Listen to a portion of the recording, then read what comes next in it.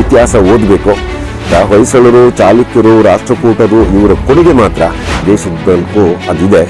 ಈ ಸಂಸ್ಕೃತಿ ಮತ್ತು ಪರಂಪರೆಗಳು ಬೇರೆ ಯಾವ ದೇಶದಲ್ಲಿ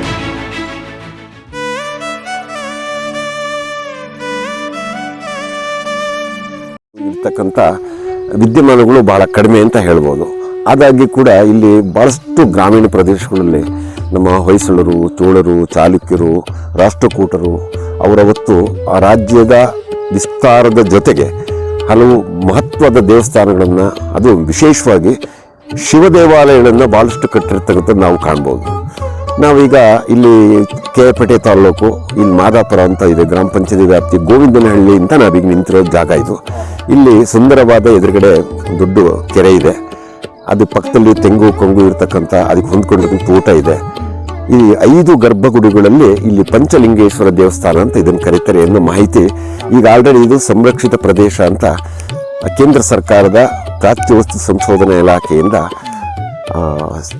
ಇದು ಪರಿಚಯಿಸಲ್ಪಟ್ಟು ಇದನ್ನು ಸಂರಕ್ಷಿತ ತಾಣವಾಗಿ ಇದು ಮಾಡಿದೆ. ಸುತ್ತಲೂ ಕೂಡ ಇಲಾಖೆಯಿಂದ ವತಿಯಿಂದ ಇದಕ್ಕೆ ವಿಶೇಷವಾಗಿ ಇದನ್ನು ಯಾವುದೇ ವಿರೂಪಗೊಳಿಸ್ತಕ್ಕಂಥದ್ದು ಸ್ಮಾರಕವನ್ನು ಅದೇ ಸ್ಥಿತಿಯಲ್ಲಿ ಯಥಾಸ್ಥಿತಿ ಉಳಿಸ್ಕೊಳ್ತಕ್ಕಂಥ ಪ್ರಯತ್ನಗಳಾಗಿದೆ. ಇದ್ರ ಬಗ್ಗೆ ಎಲ್ಲರೂ ಶ್ಲಾಘನೀಯ. ಪ್ರತಿ ದಿವಸ ಕೂಡ ಇಲ್ಲಿ ಏನೋ ಒಂದು ಸುಂದರ ಯಾತ್ರಾ ಸ್ಥಳ ಅನ್ನೋ ರೀತಿಯಲ್ಲಿ ಇಂಥ ವೈಭವ ಇರ್ತಕ್ಕಂಥ ವಾಸ್ತುಶಿಲ್ಪಕಲೆ ಇದೆಯಲ್ಲ, ಇದು ಬಿಡಿ ಅದನ್ನು ವರ್ಣಿಸಲಿಕ್ಕೆ ಸಾಧ್ಯನೇ ಇಲ್ಲ, ಅಕ್ಷರಗಳೇ ಸಾಲದು. ಆದರೆ ಇಲ್ಲಿ ಗೋವಿಂದನಹಳ್ಳಿ ಅಂತ ನಾವು ನಿಂತಿರೋ ಜಾಗ ಇದು ಭೌಗೋಳಿಕವಾಗಿ. ಇಲ್ಲಿ ಗಂಗವಾಡಿ ಪ್ರಾಂತ್ಯದ ಒಂದು ಊರಾಗಿದ್ದು ಇಲ್ಲಿ ಹೊಯ್ಸಳರು ಇಲ್ಲಿ ಕೆಲವು ಕಾಲ ಇಲ್ಲಿ ಆಳ್ವಿಕೆ ಮಾಡಿದ್ರು ಅಂತಕ್ಕಂಥದ್ದು ಇಲ್ಲಿ ಒಂದಿರತಕ್ಕಂಥ ಸ್ಥಳೀಯ ಪ್ರತೀತಿ ಇದೆ. ಇದರಿಂದ ಈಗ ಏನಾಗಿದೆ ಅಂದರೆ ಚತುಷ್ಕೂಟ ಅಂತೇಳಿ ಇದನ್ನು ಕರೀತಾರೆ. ಇದು ಹೊಯ್ಸಳ ವಾಸ್ತುಶಿಲ್ಪಿಯಲ್ಲಿ 5 ಗರ್ಭಗುಡಿಗಳನ್ನು ನಿರ್ಮಾಣ ಮಾಡಿರ್ತಕ್ಕಂಥ ದೇವಾಲಯ. ಇದು ವಿಶೇಷ ಅನ್ನೋದು ಇಲ್ಲಿ ಬಹಳಷ್ಟು ಗಮನಾರ್ಹ. ಮೇಲಾಗಿ ಇಲ್ಲಿ 1837 ಮತ್ತು 38ರಲ್ಲಿ ಇದನ್ನು ನಿರ್ಮಿಸಬಹುದು ಅಂತಕ್ಕಂಥ ಇದು ಮಾಹಿತಿಗಳು ಇಲ್ಲಿ ಲಭ್ಯ ಆಗುತ್ತೆ. ಹೀಗಾಗಿ ಇಲಾಖೆ ವತಿಯಿಂದ ಇಲ್ಲಿ ಈ ದೇವಸ್ಥಾನದ ಪೂರ್ವ ಮಾಹಿತಿ ಬಗ್ಗೆ ವಿಶೇಷವಾಗಿ ಎಲ್ಲ ಕಡೆ ಇದು ಮಾಡಿದ್ದಾರೆ. ಆಮೇಲೆ ರಕ್ಷಣೆಗೆ ಏನು ಬೇಕು ಎಲ್ಲ ಪೂರಕ ಕ್ರಮಗಳನ್ನ ಮಾಡಿದ್ದಾರೆ. ಹಾಗಾಗಿ ನಮಗೆ ಈ ದೇವಸ್ಥಾನ ಬಂದರೆ ಯಾವುದೇ ದೇವಸ್ಥಾನ ಶಾಂತಿ ತಾಣಗಳು ಅಂತ ದೇವಸ್ಥಾನವನ್ನು ಕರೀತಾರೆ. ಎಷ್ಟೇ ತಲೆಬಿಸಿ ಇರಲಿ ಮನುಷ್ಯನಿಗೆ ದೈನಂದಿನ ವ್ಯವಹಾರಗಳಲ್ಲಿ ಒಂದು 10 ನಿಮಿಷ ದೇವಸ್ಥಾನಗಳು ಅದರಲ್ಲಿ ಕೂತ್ಕೊಂಡ್ರೆ ಏನೋ ಮಾನಸಿಕವಾಗಿ ನೆಮ್ಮದಿ, ಶಾಂತಿ ಸಿಗುತ್ತೆ ಅನ್ನೋದು. ಅಂದರೆ ಎಲ್ಲ ಈಶ್ವರ ದೇವಸ್ಥಾನ, ಅದು ಹರಿಹರ ಯಾವುದೇ ಆಗಿರಲಿ, ಎಲ್ಲ ದೇವಾಲಯಗಳು ಕೂಡ ಇವತ್ತು ಶಾಂತಿ ಮತ್ತು ನೆಮ್ಮದಿಯ ತಾಣಗಳಾಗಿವೆ. ಹೊಸ ಹೊಸ ಆಲೋಚನೆಗಳಿಗೆ ದಾರಿ, ಅಂದರೆ ಸಕಾರಾತ್ಮಕದ ಚಿಂತನೆಗಳಿಗೆ ಇಂಥ ದೇವಾಲಯಗಳು ಪೂರಕವಾಗಿದೆ ಅಂತಕ್ಕಂಥದ್ದು ಮಾಹಿತಿ ಒಂದಾದರೆ, ಇಲ್ಲಿ ಒಳಗಡೆ 5 ಪಂಚಲಿಂಗ ಗರ್ಭಗುಡಿಗಳಿದೆ.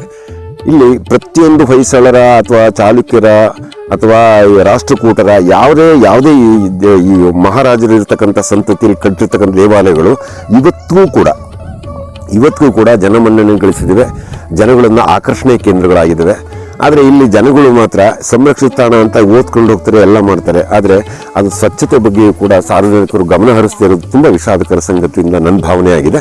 ನಾವು ಹೀಗೆ ಅನೇಕ ದೇವಸ್ಥಾನಗಳನ್ನು ಗ್ರಾಮೀಣ ಭಾಗದಲ್ಲಿ ಇಂಥ ಒಂದು ಹಿಂದೆ ಆಳಿರ್ತಕ್ಕಂಥ ಮಹಾರಾಜರುಗಳು ಅವರು ರಾಜ್ಯ ವಿಸ್ತಾರದ ಜೊತೆಗೆ ಧಾರ್ಮಿಕ ಮತ್ತು ಶಿಲ್ಪಕಲೆಗಳನ್ನು ಕೂಡ ಭಾಳಷ್ಟು ಮೇರೆತ್ತರಕ್ಕೆ ತಗೊಂಡೋಗಿರ್ತಕ್ಕಂಥ ಉದಾಹರಣೆಗಳು ಭಾಳಷ್ಟು ನಮಗೆ ಕಣ್ಣಿಗೆ ಸಿಗ್ತವೆ.